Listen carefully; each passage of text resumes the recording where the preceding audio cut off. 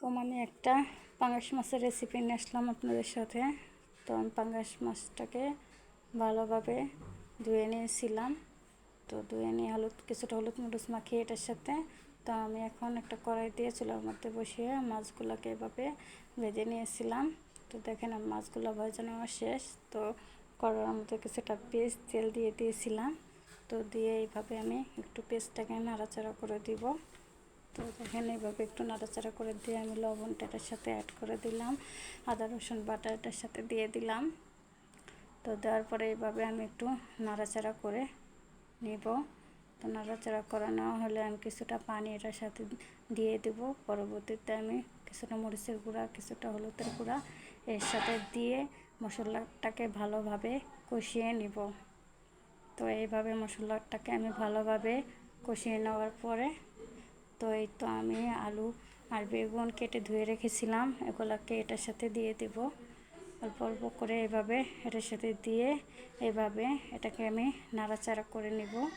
তো দেখেন এটাকে আমি নাড়াচাড়া করে নিচ্ছি। তো এই তো আমি এটাকে ভালোভাবে এভাবে উল্টে পাল্টে নাড়াচাড়া করে দিব যেন মশলাগুলো আলু বেগুনের গায়ে লেগে যায়। তো এইভাবে আমি ভালোভাবে নাড়াচাড়া করে দিয়ে এখন পরবর্তীতে এটার সাথে আমি কিছুটা পানি অ্যাড করব। তো দেখেন আমি পরিমাণ মতো পানিটা এটার সাথে অ্যাড করে নিলাম।